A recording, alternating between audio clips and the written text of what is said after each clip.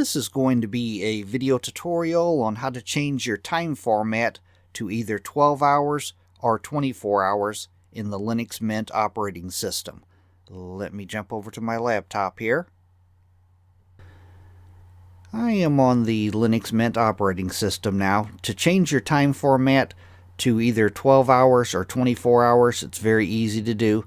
First thing you want to do is open up the system settings. I'm going to go down to the lower left hand corner, down to my little menu icon. I'm going to left click on the menu icon. Then I'm going to go up to my system settings icon, which is right here. I'm going to click on system settings.